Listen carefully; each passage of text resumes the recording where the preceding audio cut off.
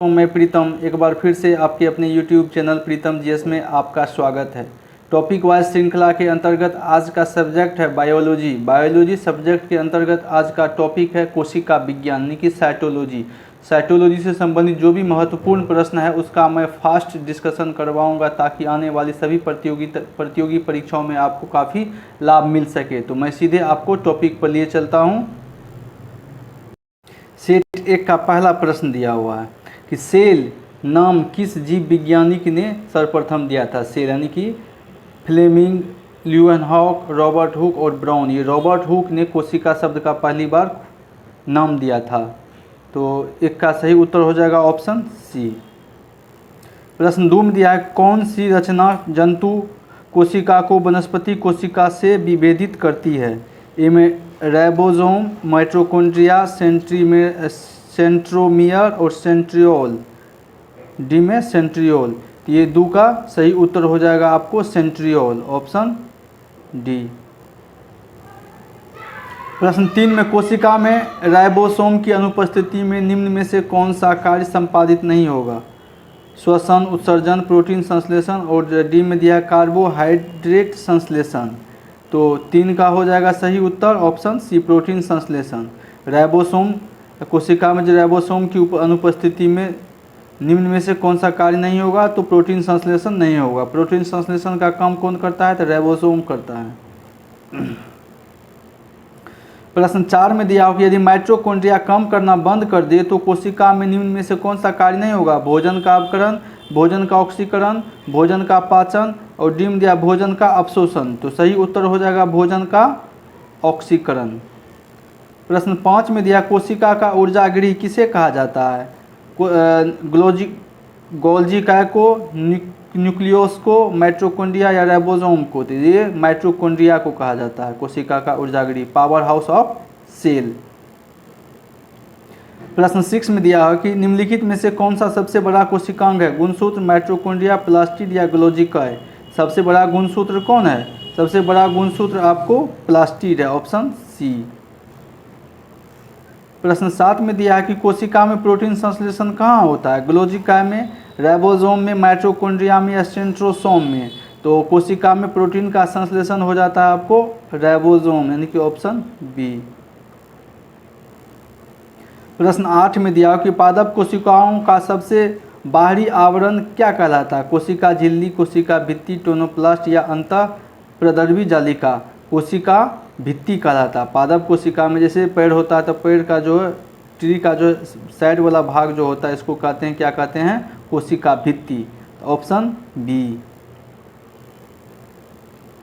प्रश्न 9 में दिया कोशिका के एक निश्चित रूप प्रदान कौन करता है कोशिका को। कोशिका झिल्ली, कोशिका भित्ति, केंद्रिका या गोल्जी काय। तो कोशिका को, पादप को जो खड़ा रहने में एक निश्चित आधार प्रदान करता है आपको कोशिका भित्ति, ऑप्शन बी। प्रश्न 10 में दिया कोशिका द्रव्य में उपस्थित महीन, शाखित, झिल्लीदार और अनियमित नालिकाओं का घना जाल कहलाता क्या। गोल्जी काय, माइटोकॉन्ड्रिया, राइबोसोम या अंतःप्रद्रवी जालिका। इसका सही उत्तर हो जाएगा आपको अंतःप्रद्रवी जालिका, ऑप्शन डी। 11 में दिया हुआ है कि प्रोटीन निर्माण का सक्रिय स्थल कौन है। लाइसोसोम, राइबोसोम, माइटोकॉन्ड्रिया या गोल्जी काय। तो प्रोटीन निर्माण का सक्रिय स्थल आपको है राइबोसोम, ऑप्शन बी। प्रश्न 12 में दिया है कि कौन सा कोशिकांग केवल पादप कोशिकाओं में पाया जाता है। कोशिका भित्ति पादप कोशिकाओं में पाया जाता है, लवक भी, रिक्तिकाएँ भी और ये उपयुक्त सभी, यानी कि सभी पाए जाते हैं केवल पादप कोशिका में। ये जंतु कोशिका में ये सब नहीं पाया जाता है, ऑप्शन डी। प्रश्न 13 में दिया हो कि कोशिकीय श्वसन का सक्रिय स्थल है कौन। गोल्जी काय, माइटोकॉन्ड्रिया, राइबोसोम या लाइसोसोम। कोशिकीय श्वसन का सक्रिय स्थल आपको है ये माइटोकॉन्ड्रिया के द्वारा ही भोजन का ऑक्सीकरण होता है और यहीं से श्वसन की क्रिया भी होती है, ऑप्शन बी। प्रश्न 14 में दिया है कि अवर्णीय लवक मुख्यतः पाए जाते हैं किस में, ल्यूकोप्लास्ट जिसको बोलते हैं, जड़ों की कोशिकाओं में, तनों की कोशिकाओं में, पत्तियों की कोशिकाओं में और डी में दिया फूलों की कोशिकाओं में। तो इसका सही हो जाएगा आपको जड़ों की कोशिकाओं में, ऑप्शन ए। इसमें अवर्णी लवक पाया जाता है यानी कि ल्यूकोप्लास्ट होता है, वर्णी नहीं होता। वर्णी केवल पत्ता में होता है, फल में होता है, फूल में होता है। फूलों और बीजों को विभिन्न प्रकार के आकर्षक रंग प्रदान करता कौन? ल्यूकोसाइट, क्रोमोप्लास्ट, क्लोरोप्लास्ट या टोनोप्लास्ट। तो ये सभी क्या होता है? वर्णिलवक उसको बोलते हैं, क्रोमोप्लास्ट को वर्णिलवक, यानी कि ऑप्शन बी।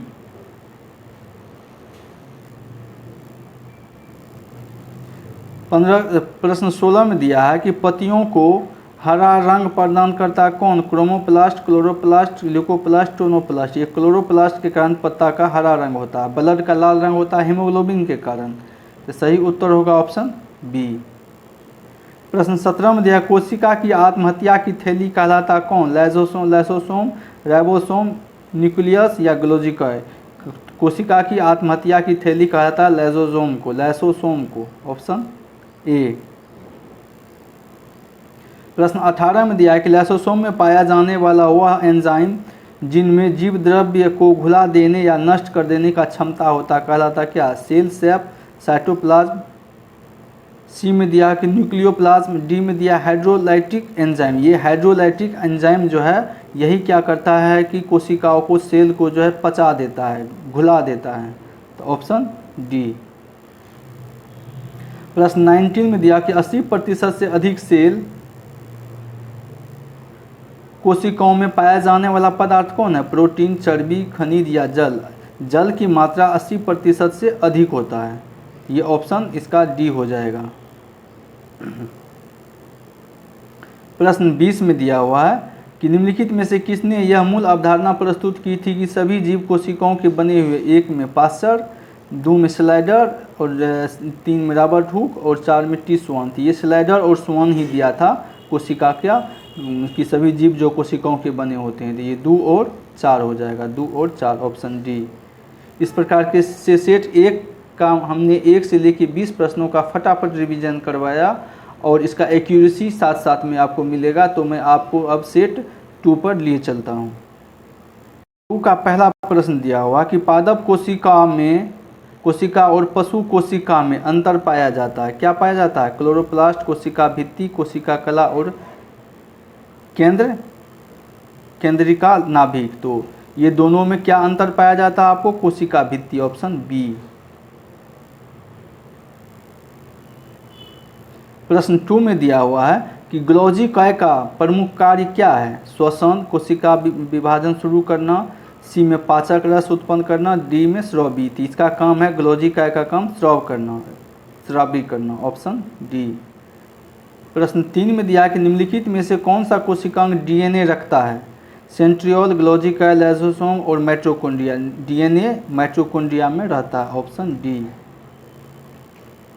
प्रश्न 4 में दिया है कि कौन सा कोशिकांग प्रोटीन संश्लेषण में प्रमुख भूमिका निभाता है? लाइसोसोम एवं सेंट्रोसोम, एंडोसेप्टिक रेटिकुलम एवं राइबोसोम, ग्लोजी का उपकरण एवं माइटोकॉन्ड्रिया, डी में लाइसोसोम एवं माइटोकॉन्ड्रिया। तो ये प्रोटीन का संश्लेषण करने की क्रिया का काम कौन करता है आपको? एंडोप्लाज्मिक रेटिकुलम और राइबोसोम। प्रश्न 5 में दिया है कि प्रोग्राम्ड सेल डेथ का कोशिकीय एवं आणविक नियंत्रण क्या कहलाता है? एपोप्टोसिस, एजिंग, डीजेनरेशन या निक्रोसिस। तो ये 5 का आपको हो जाएगा डीजेनरेशंस। देखिए 5 का हो जाएगा आपको एजिंग, ऑप्शन बी, एजिंग हो जाएगा। 6 में दिया हुआ है कि कौन सा अंगक प्रायः जंतु कोशिकाओं में उपस्थित नहीं होता? कौन? लवक हो, ग्लोजी काय, माइटोकॉन्ड्रिया, अंतर्द्रव्य। ये होता है माइटोकॉन्ड्रिया भी होता है, ग्लोजी का होता है, लेकिन लवक क्या होता है? ये जंतु में नहीं होता, ये वनस्पति में होता है, ऑप्शन ए, क्लोरोप्लास्ट। प्रश्न 7 में दिया है कि लाइसोसोम कार्य करते हैं प्रोटीन संश्लेषण का, प्रोसेसिंग तथा पैकेजिंग का, अंतःकोशिकीय पाचन में या वसा संश्लेषण में। ये अंतःकोशिकीय, कोशिका का पाचन में कौन करता है? लाइसोसोम का काम है, ऑप्शन सी। प्रश्न 8 में दिया कोशिका भित्ति होती है किसमें? कैसा होती है? परागम्य होती है, अर्धपरागम्य होती है, चयनात्मक होती है, परागम्य और अपरागम्य होती है। ये 8 का हो जाएगा आपको प्रागम्य होती है, प्रागभ्य होती है, ऑप्शन ए।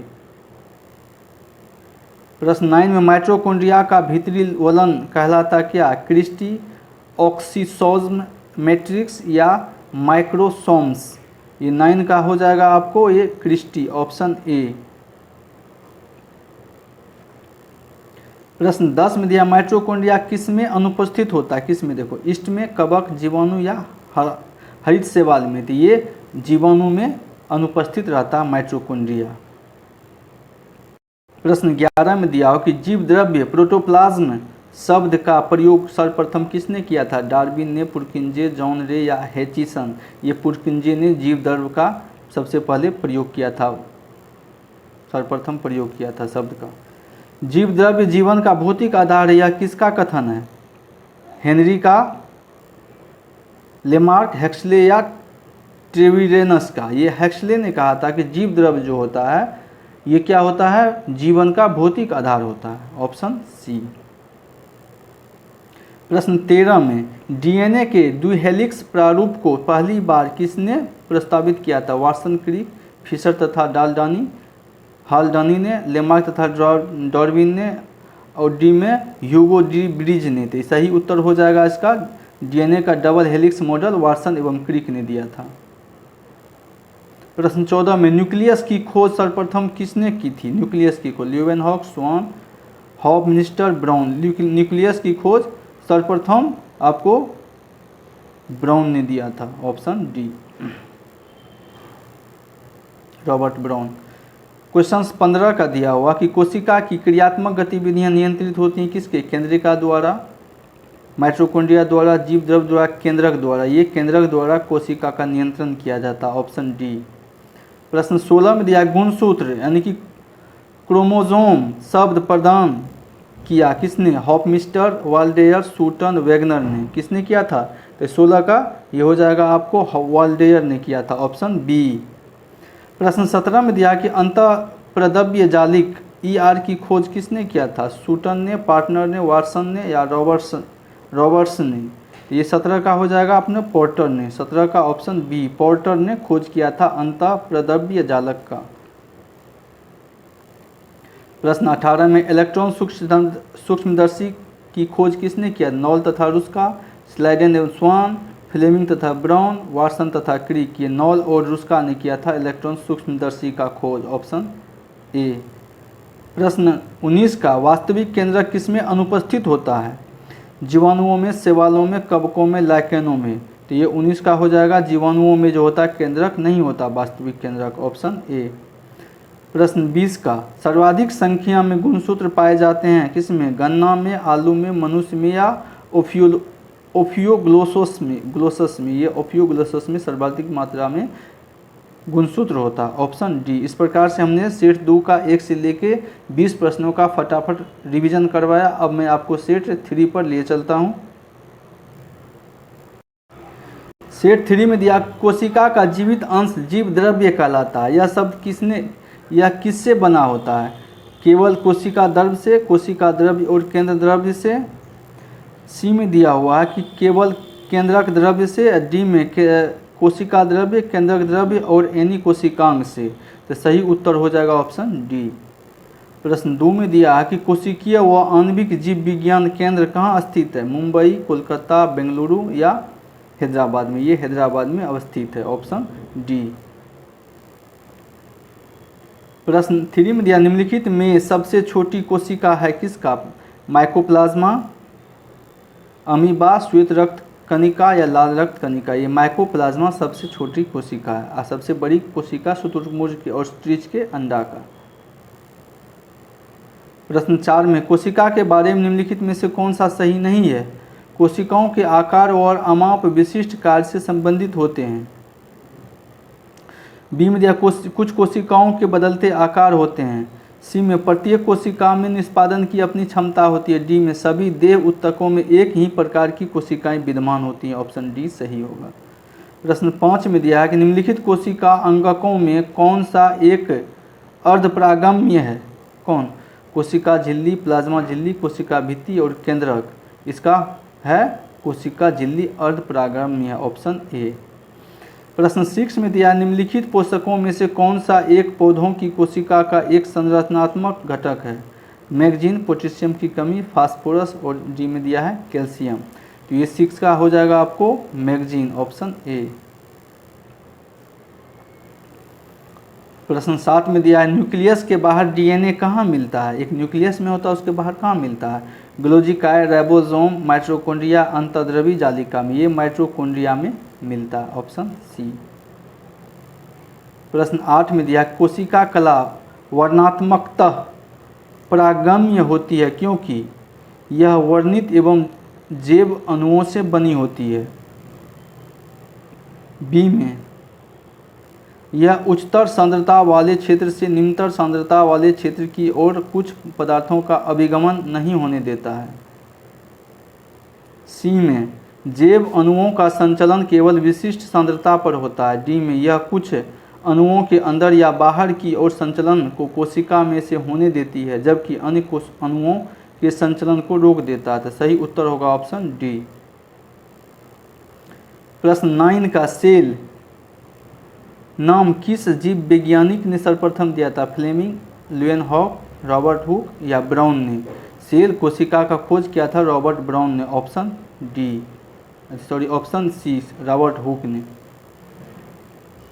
प्रश्न 10 में दिया कौन सी रचना जंतु कोशिका को वनस्पति कोशिका से अलग करती है, विभेदित करती है? राइबोसोम, माइटोकॉन्ड्रिया, सेंट्रोमियर या सेंट्रियोल्स? डी में सेंट्रियोल्स। तो जंतु कोशिका को पादप कोशिका से अंतर करता है, ये करता है आपको सेंट्रियोल, ऑप्शन डी। इस प्रकार से हमने सेट 3 का भी डिस्कशन करवाया। तो इस प्रकार से हमने कोशिका विज्ञान से संबंधित जो भी महत्वपूर्ण प्रश्न था उसका फास्ट एवं फैक्ट तरीका से डिस्कशन करवाया एक्यूरेसी के साथ। यह प्रयास मेरा कैसा रहा कृपया कमेंट करके बताएंगे और इसका नियमित अध्ययन करेंगे ताकि आपका एक्यूरेसी डेवलप हो। धन्यवाद।